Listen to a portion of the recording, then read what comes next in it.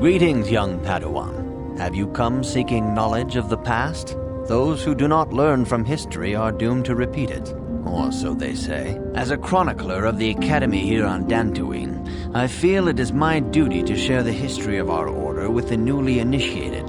Unfortunately, our recent history is one of tragedy and bloodshed. The Mandalorian Wars, the fall of Revan and Malak, the rise of the Sith.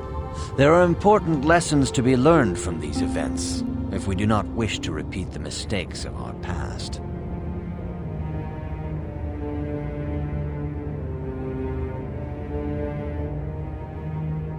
Of course, I could not tell you the entire history of our order. The Jedi have existed for thousands upon thousands of years. We are as old as the Republic itself. Instead, I will begin 40 years ago with the War of Exar Kun. Like Malak and Revan, Exar Kun was a Jedi who fell to the dark side and led an army against the Jedi and the Republic. Exar Kun was defeated, but the war left both the Republic and our own order severely weakened. For 20 years we struggled to rebuild, trying to erase the scars of the terrible conflict.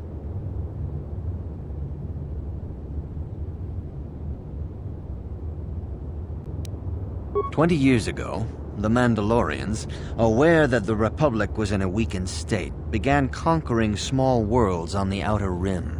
They were careful to choose only planets outside the Republic's jurisdiction. After much debate, the Senate chose not to intervene.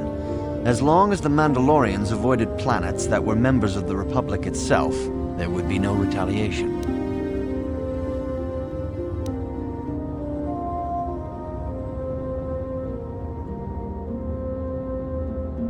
The Mandalorians stockpiled resources from their conquered worlds, preparing for a massive assault. 7 years ago, they launched a simultaneous attack in 3 separate sectors of Republic space. The Senate had no choice but to retaliate with the entire Republic fleet. The Mandalorian Wars had begun. The Republic petitioned the Jedi Council for aid, but there were many factors to consider before we allowed ourselves to be drawn into another conflict, so soon after the war with Exar Kun. While the Jedi Council preached patience, there were many among our order who were eager for us to join the battle. 2 young knights in particular demanded immediate action, Revan and Malak. They rallied many of the Jedi to their cause, and against the wishes of their masters, joined the Republic fleet battling the Mandalorians. Revan was a brilliant military leader, and the Republic fleet began to win victory after victory. 4 years ago, the Mandalorians surrendered unconditionally.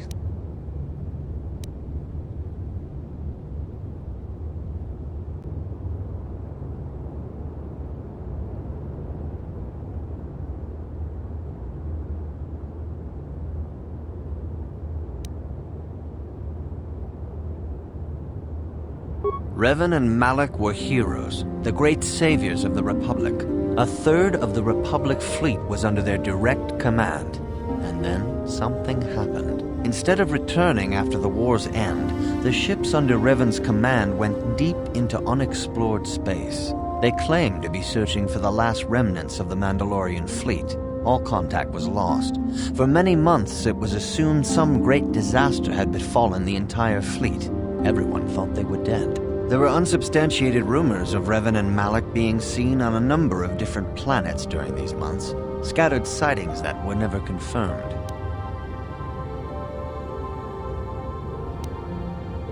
Perhaps they simply went far beyond the edges of Republic space. Maybe they found previously undiscovered hyperspace routes to the ends of the galaxy. Nobody knows for certain. 3 years ago, Revan and Malak returned at the head of a massive invasion fleet. Revan had assumed the title of Sith Lord. The hero had become a conqueror.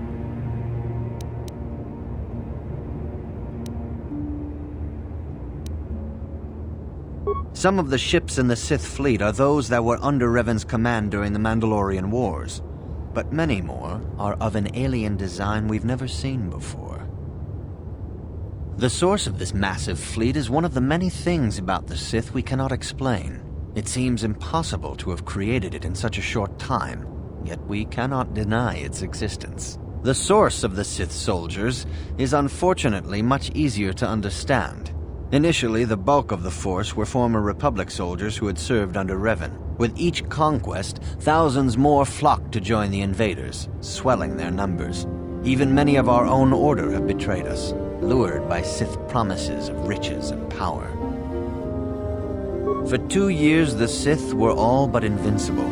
Fortunately, Bastila and her battle meditation allowed the Republic to win a few key victories and kept the Sith from total triumph. In desperation, we set a trap for the Dark Lord. Bastila was with the strike team that tried to capture Revan, as you probably know. She was there at Revan's end. That was nearly a year ago, but things have not improved. Malak has stepped in and assumed the mantle of Dark Lord for himself, though he's far from Revan's equal in strategy or tactics. Still, his fleet continues to grow in both ships and soldiers. If we do not find some way to stop the Sith soon, Malak will overwhelm us with sheer numbers. Revan's tale shows us how even the greatest of Jedi can fall to the dark side. You must always be on guard against the evil that dwells within you. Think hard upon this lesson. May the Force be with you.